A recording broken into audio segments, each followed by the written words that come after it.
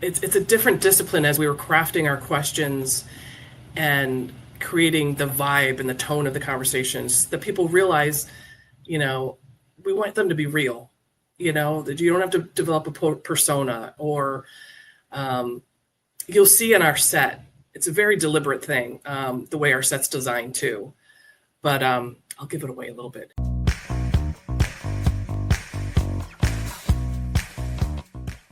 From the marbled halls of power to the hardscrabble streets of America, I'm Tom Lobianco, longtime reporter, new podcaster, and your host, helping you to cut through the fog of politics to bring you only the news that matters. Today on the show, a wrap to a wild week in which things felt a little bit more chaotic than usual.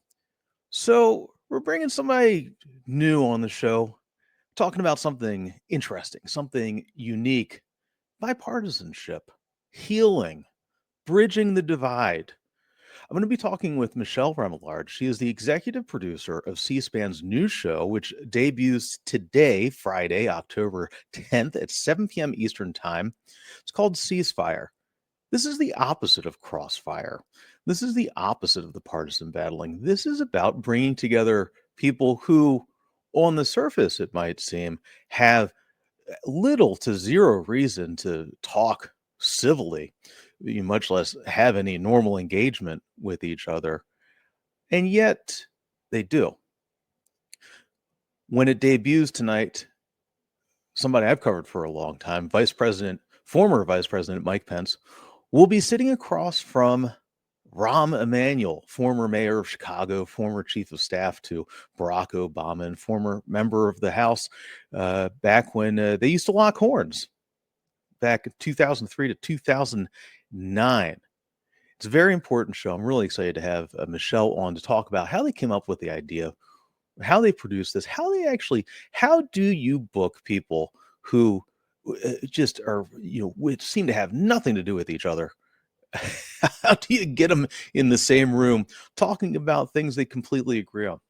All right. A reminder, guys, if you're watching this live today on Substack and YouTube at noon, you can reach me at tom@24site.news. You got any comments, thoughts, people you'd like to see on the show? I want to say a big thanks. This is a big week over here. I had a lot of fun. A big thanks to Ben Cohen of Ben and Jerry's. Also talked with Shirish Date, SV Date, White House correspondent of the Huffington Post. A lot going on this week. We're going to have a big week coming up for you next week. We're going to be talking about what is after evangelicalism, what is after the Christian right. Yes. And I would note we are already in the middle of that. I'm going to be having on Matthew Taylor, who is a professor and author of religious studies, and he knows all about this. He'll be on the show next week. If you have anybody you'd like to see come on, drop me a note, tom@24site.news. Always here to hear about your thoughts, prayers, as we continue to cover this wild news. Before we get to Michele, I want to, and a reminder too, always catch the encore at 8 p.m. on Political Voices Network. All right. Before we get to Michele, I want to tee this up a little bit. All right. Let's read from the Associated Press headline. From Crossfire to Ceasefire, C-SPAN executive launches program that promotes common ground. By David Bowder. For several years when he was at CNN, Sam Feist was in charge of Crossfire, the show that set a template for televised political combat. Now that he runs C-SPAN, Feist is going in another direction. The Public Affairs Network debuts Ceasefire this fall, described as an attempt to bring political opposites together to find common ground, and on Wednesday announced that Dasha Burns of Politico will be its host. Quote, at the end of the day, Americans and members of Congress agree more than they disagree, said Feist, C-SPAN CEO. Quote, we never just see that on television, and you rarely see that on the floor of Congress, and I wanted to change that. Crossfire aired on CNN from 1982 until 2005. It featured a conservative and liberal host, with guests debating a contentious issue. It often got loud and sometimes personal. Conflict sells, and as cable television evolved into more often talking about the news than reporting it, the formula was widely imitated. It arguably influenced politics as well. Being argumentative and taking no prisoners were more effective ways of getting attention than trying to find common ground and get things done. That was the view of comic Jon Stewart, who effectively killed Crossfire with a 2004 appearance where he told then host Paul Begala and Tucker Carlson that they were hurting America. Begala later called it a disemboweling. 3 months later, CNN canceled the show. Now, here's it. Now, this is important, guys. Because I see this out in the field, and I think this is why Ceasefire is right for the moment. Losing the sugar high. Yes, I do love you, AP, but let's drop that for a second. There we go. Losing the sugar high of partisan conflict. From traveling the country reporting, Burns said she also feels there's a disconnect between how people think of politics and how it is portrayed on television. A dissonance. She suggests that Ceasefire can tap. Quote, I think there is a secret yearning for this among a lot of people, said Burns, Politico Playbook author and chief White House correspondent, who will hold on to those roles. Obviously, there is a reason why shows that have a lot of conflict get a lot of views. But I also think there is a part of the country that is really tired of the sugar high from conflict and polarization. I've seen this as well. And I have to tell you, we have been in an era of Twitter, social media, as Utah Governor Spencer Cox noted in the aftermath of the Charlie Kirk murder, outrage entrepreneurs. So this is the opposite of that. And when you unplug, which I hope everybody does this weekend. I mean, God knows I'm going to be doing it. All right. After you finish watching this, and after you finish watching the premiere of Ceasefire at 7 p.m. tonight, I hope we all put down our phones and touch grass, hang out with our friends and family. All right. Because when I do that, I was downtown DC yesterday, hanging out the Mid-Atlantic. Marcom is a marketing summit. I was on a panel down there. And when you talk with folks in person, there's not only is there more agreement, there's just more. You remember that we are not online. We are not these outrage entrepreneurs that get so much attention online. Yes, are the politicians? Is the White House? Is the President of the United States pushing this stuff on social media? Absolutely. Unplug from it though, and you find that we're people. All right. So I'm very excited for this. All right. Let me go down memory lane here real quick. And I'll be writing more on this later. I haven't written about Pence in a while, but I just want to do this real quick. Check this out. All right. Before I bring in Michele here in a second, I was doing a little bit of research for the show. Look at this. This is really fascinating. I want to bring in Mike Pence's Twitter feed. Yes, his Twitter feed. Look at this. This is fascinating because I think this is also another dynamic, and it also kind of shows how you do this. Pence has not changed his stances on a number of things, and there's his tagline, Christian, conservative, and Republican in that order. Now check this out. If you know about Project 2025, and I'm sure you probably heard about the death a little while ago of Ed Feulner, who was the creator of the Heritage Foundation. Here's Mike Pence, who counted Feulner among one of his great heroes from June 19th, topping his Twitter feed with rediscovering order. It was anti-populism, right? So very much the opposite of Project 2025, and getting printed and getting a fair amount of engagement for somebody who was allegedly defrocked from the movement. Of course, that's not the case. But check this out too. Oh, all right. Well, there was more in here. Apparently, I was logged in on my Safari, and I'm not logged in on Chrome. Well, whatever. The other thing he was talking about recently, and he's teaching down at George Mason these days, he was talking about Taiwan and protecting Taiwan. It's very fascinating for me, at least, to see somebody carrying that torch. All right, so he's going to be on stage tonight with Rahm Emanuel. I have not looked over Rahm Emanuel's feed. This guy might be running for president. I suspect it is not as serene or as steady as Mike Pence's feed these days. Mike Pence is not running, as far as I know. All right, guys. Just a reminder, if you got anything, I'm not doing comments today because Ian is out. But if you got comments, just drop them in. I'll get to them. Okay. I don't have enough bandwidth to run the streaming on Substack at the same time that I'm running StreamYard here. But you can email me. Email tom@24site.news. A reminder, catch us every day. Also, sign up at 24site.news. Catch the email in case you missed us. All right. And joining me now, the brains behind the operation over at Ceasefire, and the person who I appreciate this an incredible amount is the producer. There's show horses and there's work horses, and sometimes you're both. All right, that's right. More workhorse than show horse for sure. For sure.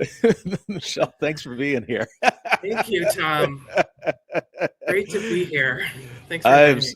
This is so good. I'm just gonna be a nerd because I love it. We love nerds here. That is never a bad thing. That is like a term of honor. So for folks, if you don't know the media industry, now Michele Remillard is the executive producer. So she is the top producer for the show Ceasefire. She's a longtime producer at C-SPAN. And there is so much grunt work that goes into production. Oh my God. And conceiving of a show, and I talked to Sam about this last summer. It's been rattling around his head for a long time since he was at CNN. I got my first big show was the McLaughlin Group, which is the original Shout Fest show. Wow. And then, also so many shows emulated that, and it was very popular at the time. That was before, MSNBC and Fox and everything. And then, went to Fox News and did Beltway Boys. And that was sort of a buddy show. Yeah. They were not left, right. I mean, it was like right, center, left. But I was already thinking about, okay, how can we have conversations that are productive and not hostile? And Sam obviously had that from Crossfire. So when we kind of talked about this last summer, I was like, I'm in. Awesome. I'm at C-SPAN, and, I've been producing Washington Journal forever. And, we're all about hearing from different points of view and making sure people are civil and tough conversations, and people aren't going to agree, but disagree peacefully. And so that's been a big focus of mine. So when this came about, I was like, let's do it. Let's do it. And then you got to get from, okay, now it's rattling in my brain. And then, okay, how do I get a staff together? What's the show going to be about? What it's going to look like? What's our goals? All that kind of stuff. A lot of details, but I have a great team. So it's been great. So I don't want to blow up the premiere because I know the importance of premieres, but can we get a little tease? Like what's going to happen tonight? Yeah. I mean, the conversations went beyond my wildest dreams about how civil it was and real. I heard you just talking about, like, there's so much noise and so much vitriol, and the incentive structure is when you are the biggest jerk, you're going to get the biggest platform and the biggest microphone. And we're trying to kind of to put that on its head. And so the conversations we had with Rahm Emanuel and Mike Pence was exactly what you thought it would be. So we hear about their friendship when their offices when they were first served in Congress were very close. You probably know that. And so just talking about that, and just the how difficult it is to find consensus in Washington and what's different, impact of social media. We're in this moment where, the Gaza peace deal is coming to fruition, and it's a great moment, but then we're still super divided with the shutdown. So we just talked about that dichotomy. They didn't agree on everything. We get into healthcare. We get into the politics, but we get into policy, and, they didn't agree on a lot of stuff, but they agreed about, how what a great moment this is for the president with Gaza, and, the real honest differences on healthcare. The vice president gave some advice to Mr. Emanuel about a potential presidential run.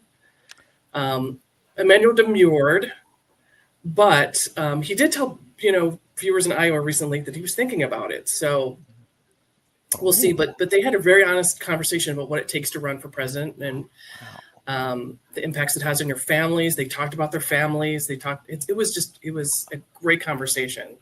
Oh, this is, oh my gosh. All right. This is, It's really cool, and it was really cool to hear the vice president talk about foreign policy and government service and how important it is, and it restored my faith.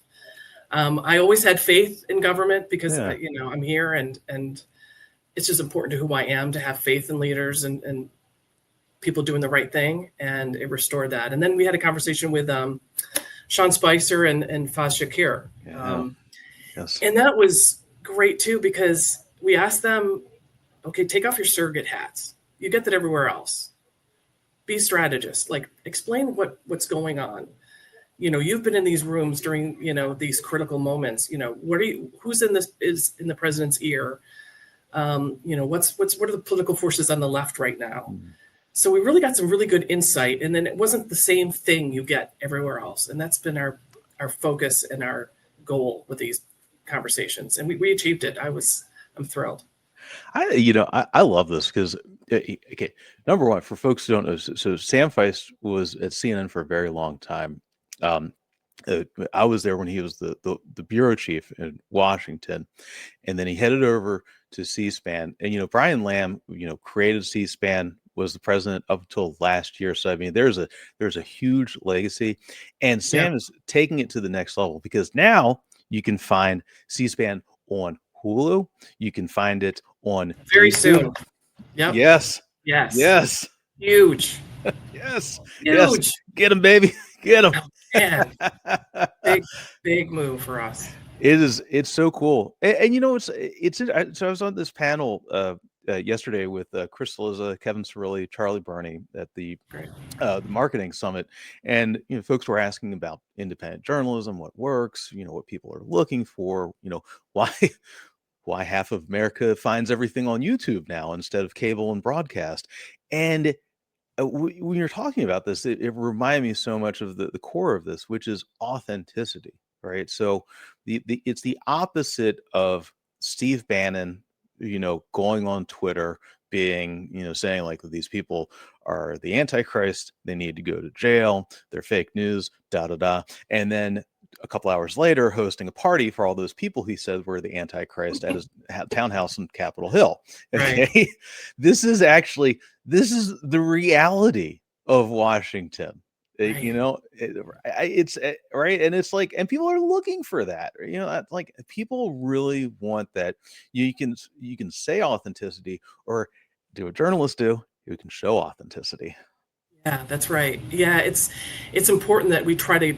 It's a different discipline as we were crafting our questions and creating the vibe and the tone of the conversations. That people realize, we want them to be real. That you don't have to develop a persona, or you'll see in our set. It's a very deliberate thing, the way our set's designed too. But I'll give it away a little bit. We have these arrows that come to the center of the table, and Dasha has a white arrow going into the center of the table. And when we first did the set design, it was a big red arrow and a big blue arrow. And I just kind of was like, and I know what the designer was getting at.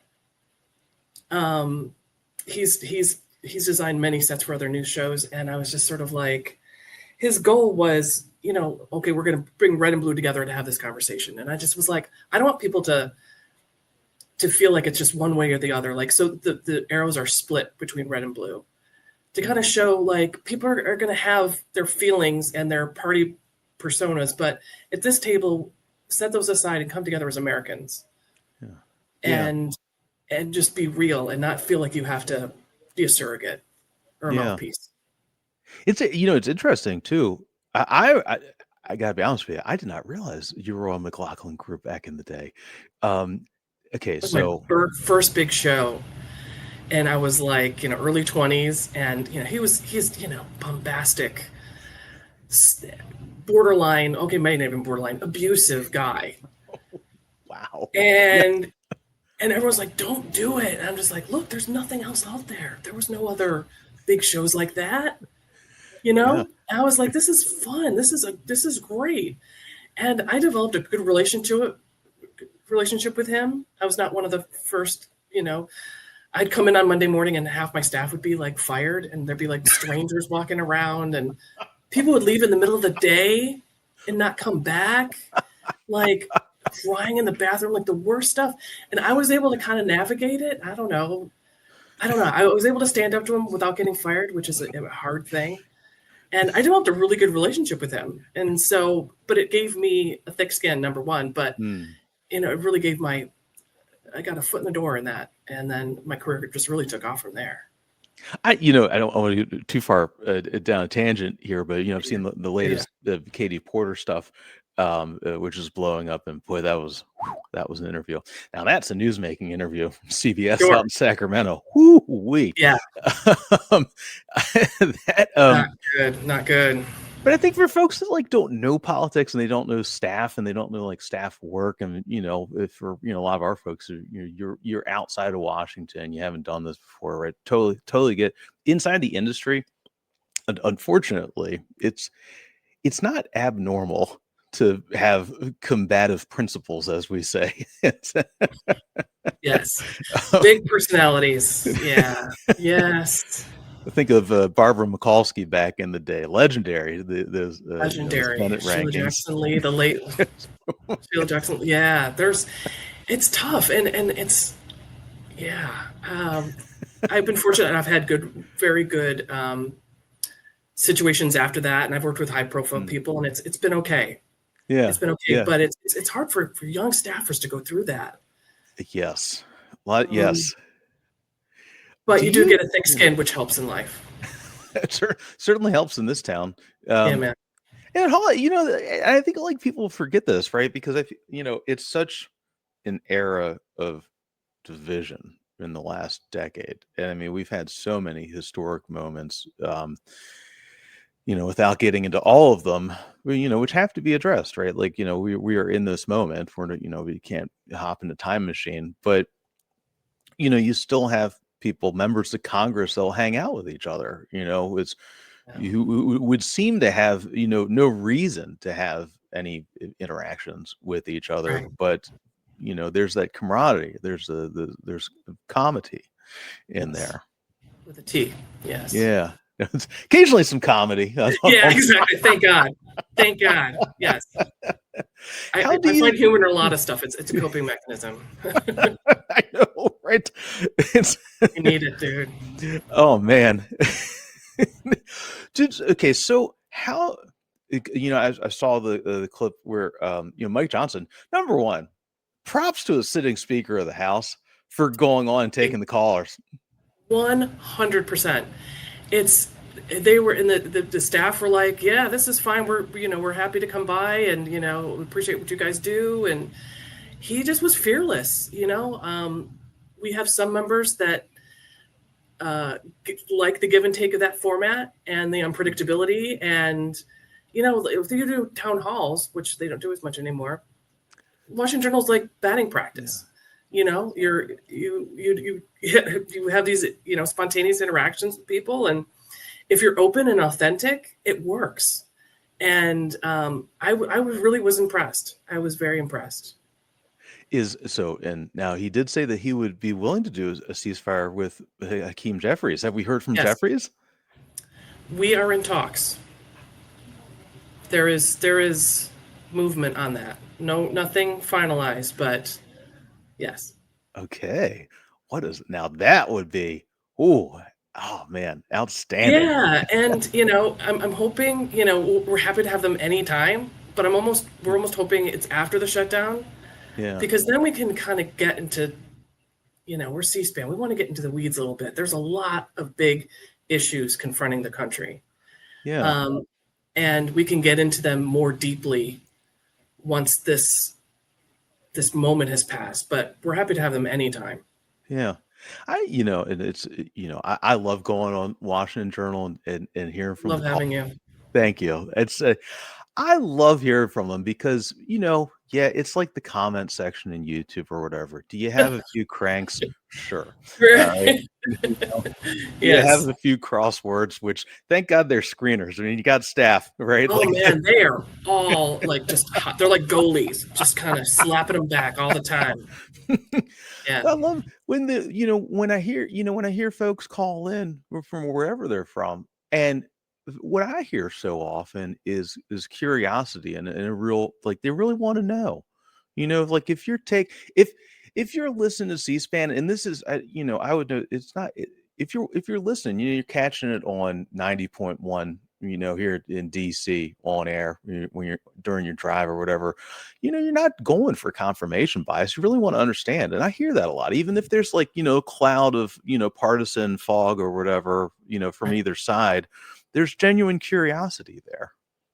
Absolutely. You get a real sense. I mean, it's very unscientific. It's a imperfect process, but it's so authentic. I mean, it is real. And you start to hear trends, during, I guess it was the election in 2020. We heard that summer before the election, a lot of people saying, I'm torn between Trump and Bernie Sanders. And we'd be like, what? It was because people wanted to blow it up. Yeah. People did not want the status quo. People were sick of Washington. It's not working. We need to blow it up with a complete new way of thinking. And that's when Trump won. Yeah. And we heard that for weeks and months before that, before the mainstream press picked it up. And with the shutdown too, a lot of people, the first couple of days was just about the blame game. And now it's like a lot of people are talking about healthcare on both sides. We heard that military mom, but like we're hearing it from people from all across the country, and no matter their political party, people are concerned. So that conversation has shifted on Democrats' turf, which I thought was fascinating. What that looks like, what the shutdown, what it pretends for the shutdown, and the timing of reopening the government, I don't know. But there's genuine concern, and I think that Republicans are picking that up. Certainly, the president is. Yeah, I had Ben Cohen from Ben and Jerry's on the show yesterday, and the super huge Bernie guy, and it reminded me of 2016, where 2016, right? Yeah, like one of the big struggles was for Clinton and her team, and for whatever reason they just couldn't capture it. They had to be brought around from saying no, you're wrong, to saying no, I hear you, like, I understand this. But Trump and Sanders at these rallies they were doing back then, and it was like, I mean, I know, right? Yeah. what a millennium this decade has been. Right, exactly. Oh my God. Yeah, but you're right. They were channeling the feeling, they were channeling the rage, and I feel like the Democrats still haven't quite grasped this yet. You had a lot of that last year in the election, and to what you just said, I mean, my God, yes, guys, if you want to understand how people are feeling, listen to the callers. Really, like, what a great barometer. Yeah, no, it's so much fun because it's like, I tell people all the time, it's like the show's called Washington Journal, but it's not about Washington. It's about everyone else. It's your family. It's my family, my uncle, my high school. Everybody is. We want people to understand how Washington works, but then we want Washington to hear them. Yeah. And it's a blast. It's a blast. I love our callers. Yeah, it's the best. People like, with chickens in the background and kids crying and people are driving, and like you want every caller to be like, just like me and you now. It's like, okay, TVs are off, quiet, focused, pithy. No, these are real people, and it's fun. Caller, turn down your volume. Dude, so Michele, how was it? Because you've done this for so long. What were some of the pivot points that you saw along the way where it moved from being something where, I mean, we have these fights in the halls of Congress now, and I'm not saying that we're pre-Civil War with people caning senators in the old Senate chambers, right. But I mean, you did have what's his name, Burchett, cold cock Kevin McCarthy 2 years ago on camera, and then you had now you got Mike Lawler, staging showdowns with Hakeem Jeffries right outside the House studios where they do the regular the briefings every day. And how do we get here? What happened? Boy, that's a great question. Because it was before Trump, it was before 2020 and the contested elections, before COVID. I don't know if it was social media or the siloed media. People just, we talked about the confirmation bias. I think that's a lot to do with it. People aren't interested on the other side and aren't intellectually curious about the other side. So I don't know whether it's the people have led the politicians to act this way or the other way around. But at least what we're trying to do with ceasefire is hopefully this moves the needle. It's grandiose to think that we could, but it's not going to hurt. Yeah. And hoping to have people understand, everyone's had relationships and familial relationships impacted by politics. So if people like Mike Pence and Rahm Emanuel can laugh together and talk about their kids and tease each other and have tough conversations and disagree and be nice to each other and listening to each other, that's all we can ask for.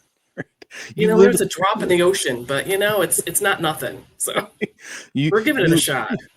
You have on one side of the table the only politician I can think of not named LBJ who curses that prolifically versus Correct.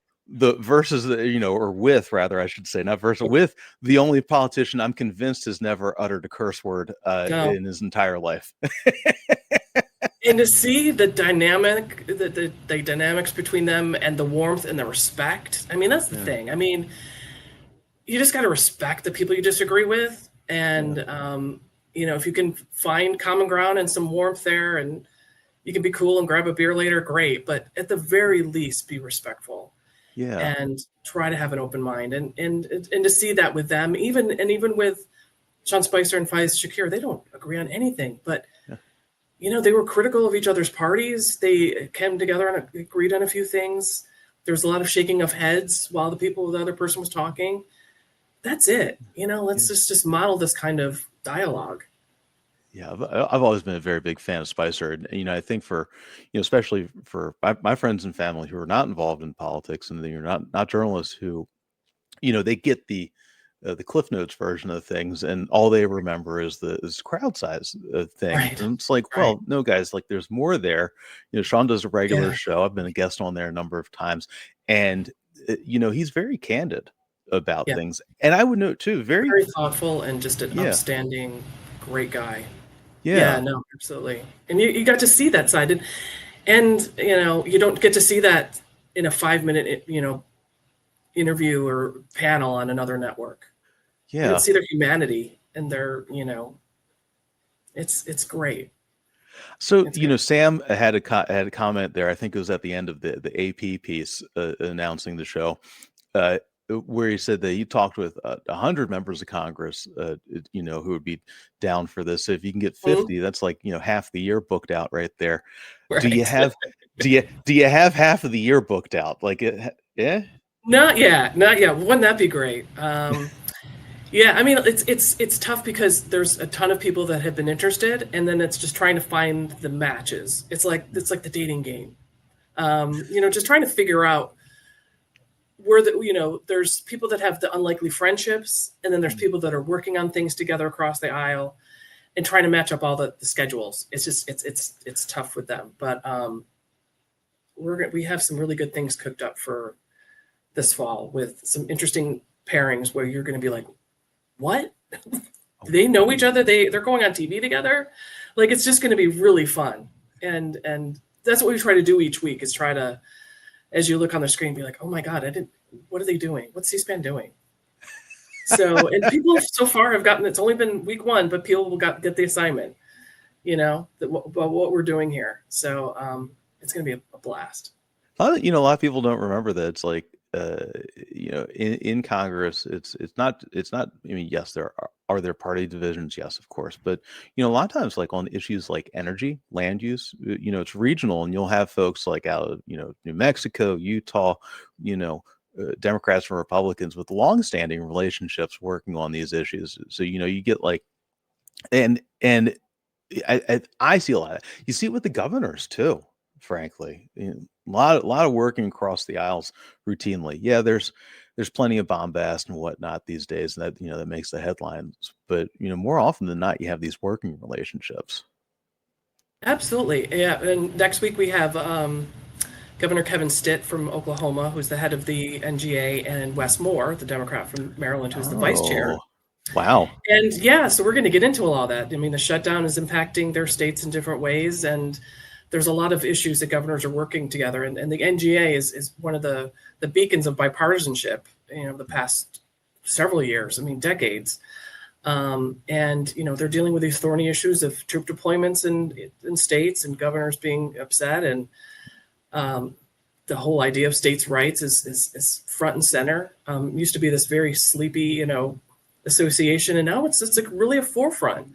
So we're going to hear from both these guys, and then with members of Congress too. It's Pence and Emanuel talked about this, but I think the vice president said it was a dirty little secret that people come to Congress to do good things and to work together and make a difference and improve the lives of their constituents, and they want to work together. The rank and file like working together, and there's a lot of stuff that doesn't. That's the unsexy part of governing, and then incentive structure we talked about. Compromise on a land use bill doesn't get the headlines, but it's these relationships and these conversations are happening all the time across the aisle that we never see. Yes. So hopefully we'll get a glimpse of that. Okay, Michele, where can we watch it tonight? Where can we catch the debut? Yes, we're going to be on C-SPAN and cspan.org at 7 p.m. Eastern and Pacific.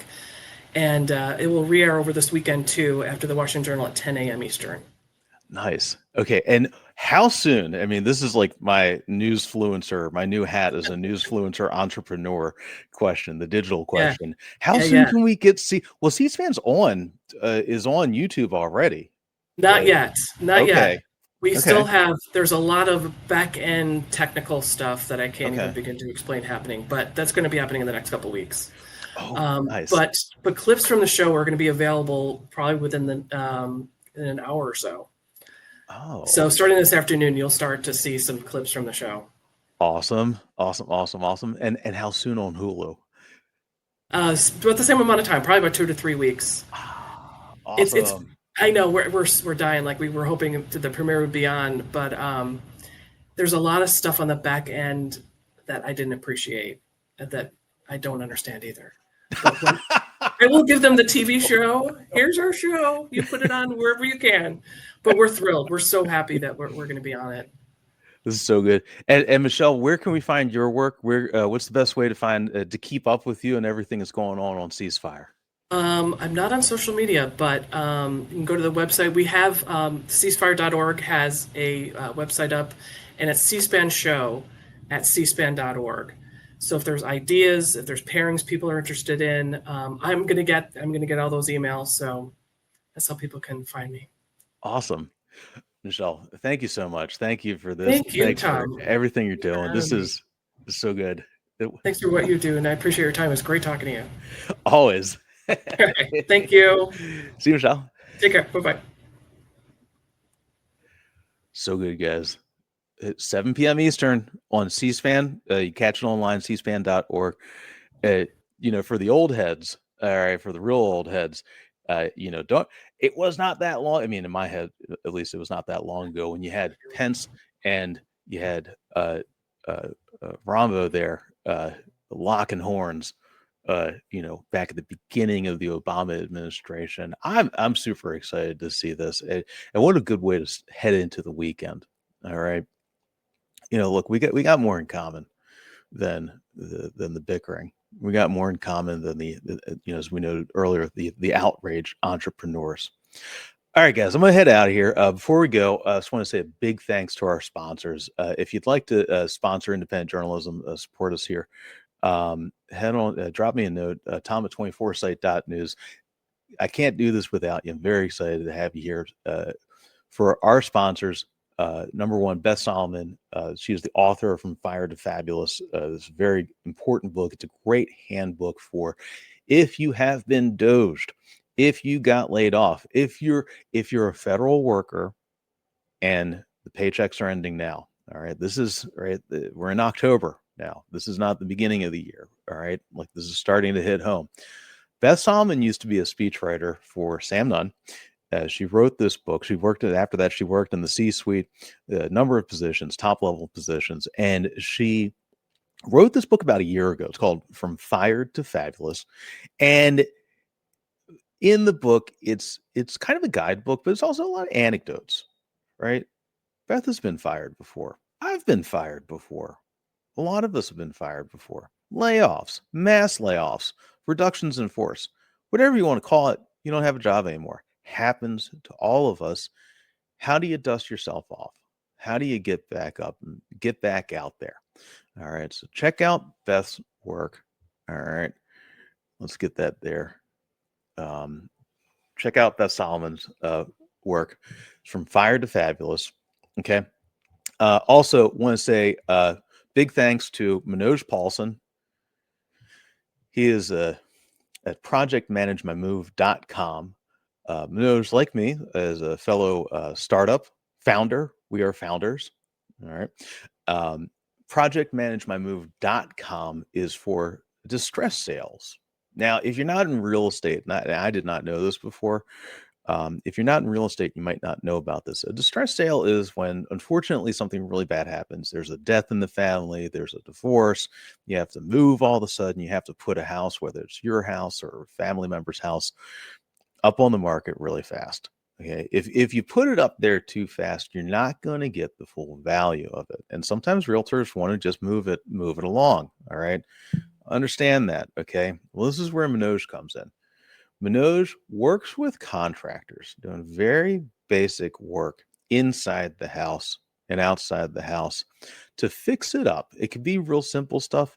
It could be bigger stuff. All right. You want to knock out some walls. You want to put in some new rooms, new big walk-in closet, new lighting, whatever. All right. Whatever you want to do, as simple as painting or doing major renovations, whatever it is, Manoj will work with the contractors to make sure it gets done. He'll find contractors that are reliable. He'll coordinate it. All right. Because you got a lot going on in your life during one of these distress sales. You got personal stuff you got to deal with, right? And everybody's kind of coming at you from all these different angles, right? And that's where Manoj comes in. So head on over to projectmanagemymove.com, Manoj Paulson. Tell him I sent you. Tell them you understand what a distress sale is. If you're living through it, you understand it. I finally am starting to wrap my head around this thing. It's really interesting. Actually, it's and very important, I would note too. All right, guys, thank you so much for being here. You know, as I like to say, like it's a pleasure to be here. It is a privilege, but above all, it is our right, and I am honored to exercise that right with you every day. Have a good weekend. Unplug after Ceasefire, the big debut. Have a great weekend. I'll catch you on Monday.